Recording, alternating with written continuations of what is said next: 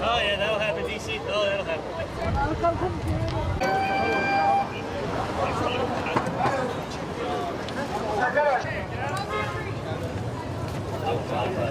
Aa kovdu bizden bundan.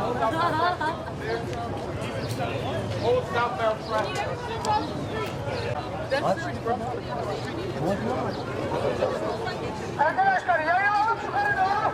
Yukarı doğru yayılalım. Karşı köşede bir şey var. Back it up! Back up, let's go! Back up! Arkaya doğru geçin de pro. Back up, back up! Cumhurbaşkanımız şu anda buraya varmak üzere. Neler hissediyorsunuz? Tabii ki biz de sevinçliyiz. Bir adamımızı karşılamaya geldik. Kendimizi şu an Türkiye'deki gibi hissediyoruz yani. Tabii gelsin yakından görmek daha heyecanlı olacak herhalde. Peki kendisiyle görüşme imkanınız olsa şu anda ne söylersiniz?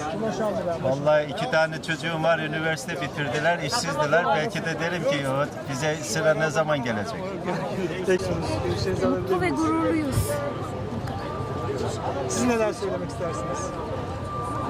Amerika'da elhamdülillah Cumhurbaşkanımızı karşılamak güzel bir duygu. Burada yalnız değil. Çok varız elhamdülillah. Ne söyleyeyim İsim ve soy isimle beraber. Emre Eren, Virginia'da yaşıyorum. Cumhurbaşkanımızı karşılamaya geldik. İnşallah hayırlı vesileler alırız bu konuşmalar neticesinde. FETÖ'nün iadesi, PKK-PYD konularının konuşulacağı çok önemli bir toplantı. Vatanımıza, milletimize inşallah hayırlı olur diyoruz. İnşallah. He has to make this country great again.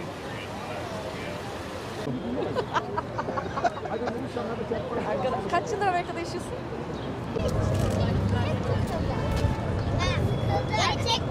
Arkadaşlar bayraklara bayrak çalıyoruz.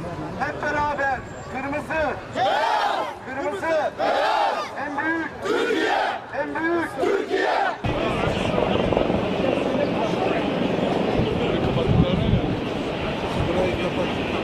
Other side. Are you not understanding what I'm saying? I'm gonna get this. Thank you, sir. Arkadaşlar Cumhurbaşkanımız aşağıdan yukarıya doğru geliyor.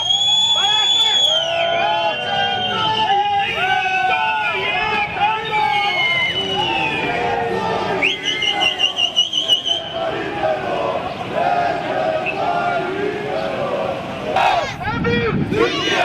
En büyük Türkiye! Kırmızı! Beyaz! Kırmızı! Beyaz! En büyük Türkiye! Kırmızı! Beyaz! En büyük Türkiye! Eğilme! Bu millet seninle! Git!